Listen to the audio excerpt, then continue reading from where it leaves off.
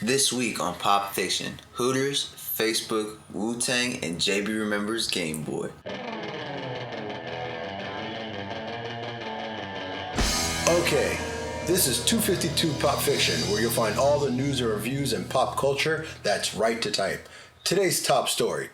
Brass Lion Entertainment, a new firm, is currently working on an action RPG that will contain the Wu-Tang Clan.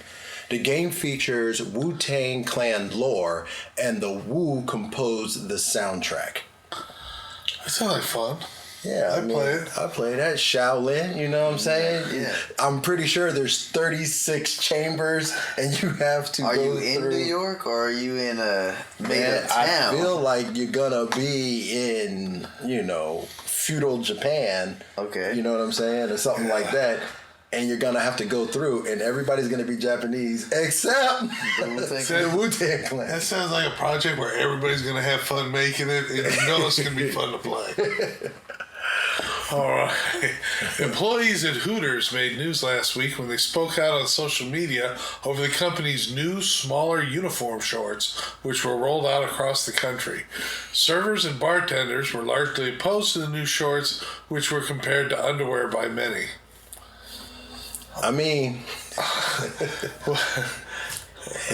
to tell you, some people go in for the work, some people go in for the chicken.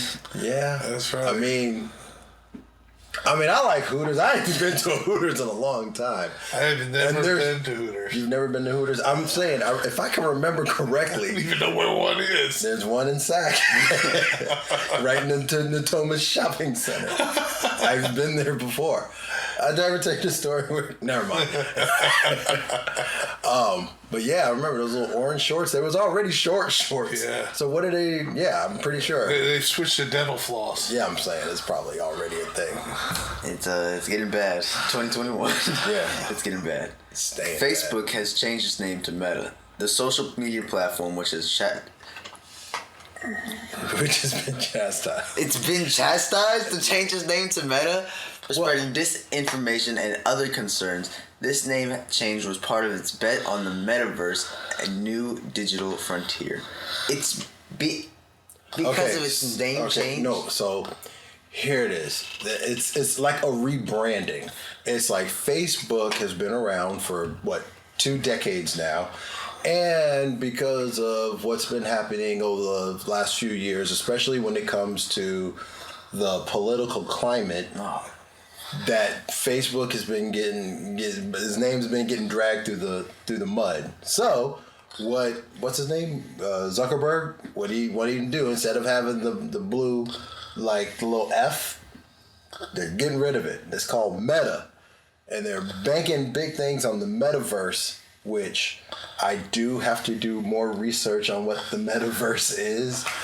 Apparently it's a social media network that says Sinbad is dead when he's not.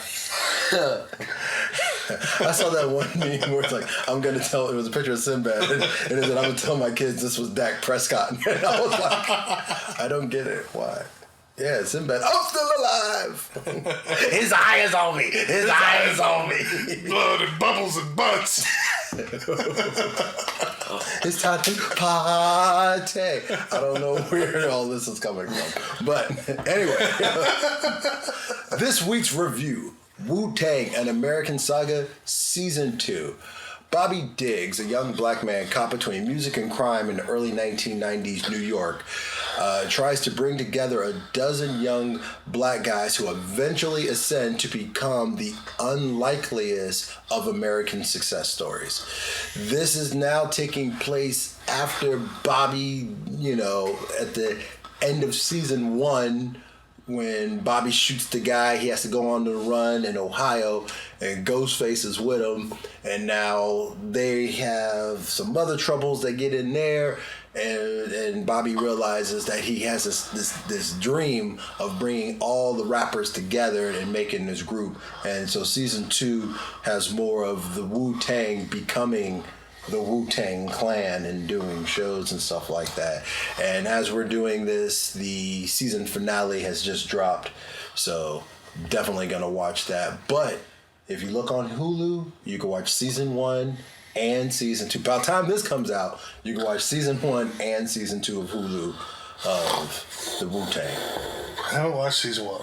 It's good. It's good. Probably good, but there's just there's a lot of good shows. There's a lot of good shows, and I can almost guarantee you they're taking a lot of creative liberties. But the good thing is most of the members of the Wu-Tang Clan are consultants or executive or associate producers on the show. So at least you get like their firsthand knowledge of it, even though.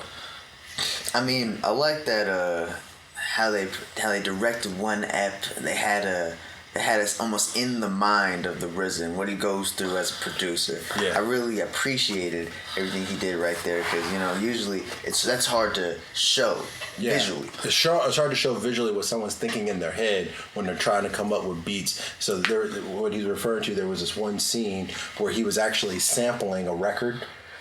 And he had the whole band on there, and he was pulling out. And visually, what they showed is the horn section, the drum section, everything. And he would pull it out, and they're like, "Oh, you only want me?" And he was just talking to like the drummer of the band. And he goes, "Yeah, kick that." And then he'd have another record on, and I want to hear you do this. But he would double up and triple on, and they're like, "Hey, man, you never want the horn section." And they're like, "Yeah, get out of here. We don't want you. We just want the beat." And then it was, and after that, it's the dope beat. Sounds good. It's very good, man. Okay. All right. This week, JB remembers Nintendo's Game Boy. Woo! The original Game Boy.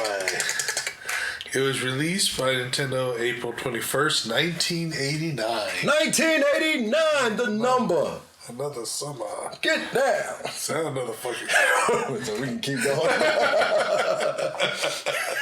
It was an 8-bit system, had a pea green screen.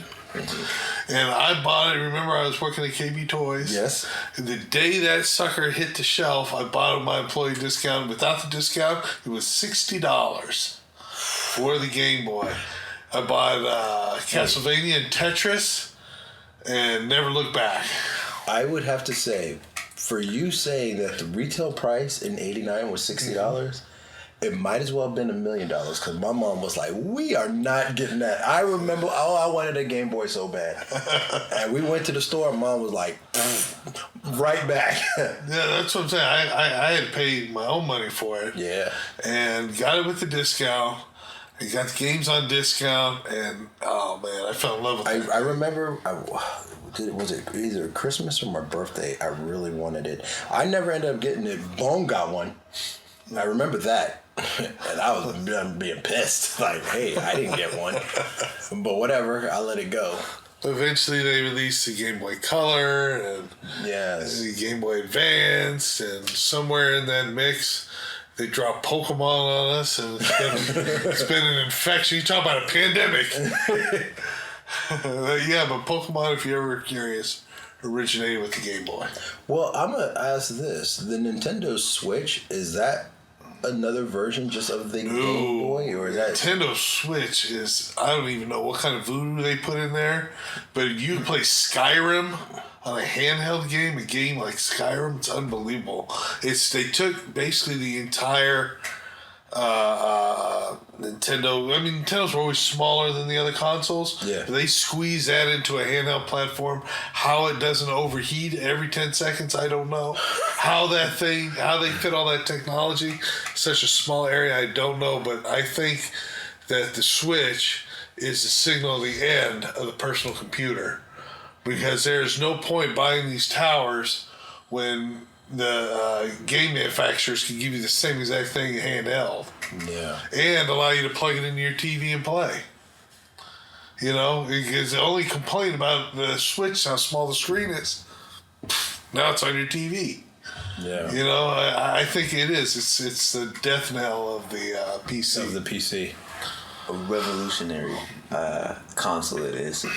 But switching gears into different things, Cainan Pryor recommends John Carpenter's Vampire. Since his parents were assassinated by vampires, Jack Crow, James Woods, has only had one goal in life: to drive stakes into hearts of bloodsuckers. Crow roams New Mexico desert with his battle-hardened band of vampire killers and the help of the Catholic Church, hunting for his undead lairs to obliterate. However, He finds his match when he meets Jack Valek, Thomas Ivan Griffith, a vampire kingpin with tremendous powers at a wayside hotel. I've actually seen this I movie. remember going to the theater to see this. When did it come out? It was like 1990. God. I didn't see it in the theater, but I've seen this movie. You're recommending a movie I've seen. Yeah. It's a rare occurrence. We should have balloons and confetti coming down. I remember it was a weird casting of Jimmy Woods as the lead hard-broiled guy. Because I remember looking like, I don't see it. I don't see it. They made weird jokes to the priest. He called the padre all the time. I'm like, that was a little unsettling. I'm like, you know what? There's a point where it's not a joke anymore. Okay? Either kiss the guy or move on. Yeah. But I overall, I thought it was a pretty good movie. You know what? And I'm gonna dial this back, and I think it's interesting because I was just watching the movies that made us, and they had John Carpenter. I was just watching that too. Yeah, because they were talking about John Carpenter, his first Halloween. Yeah. And then one of the stipulations is that he wanted his name in the title. And the guy was like, I don't care. Yeah, sure, go. And then that was John Carpenter's thing for every movie. It was John Carpenter's the thing. John Carpenter's, Escape from New York. John Carpenter's. I was like, yeah. No, what really got me was the episode after that where they talked about Friday the 13th. I can't remember. Was it Wes Craven? Yes. Was working on it. And they were doing porn movies. Yes. Then they decided to switch to.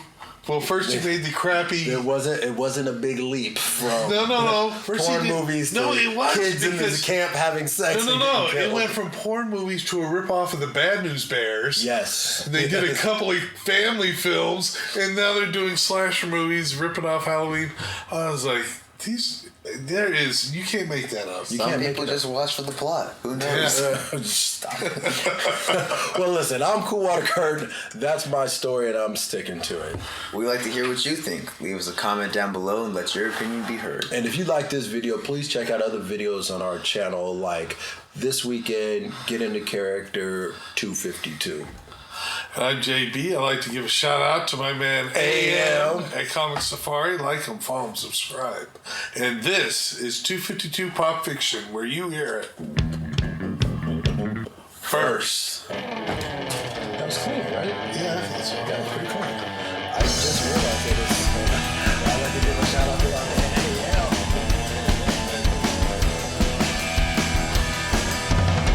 AM. I'm Adonis. Pull yourself together.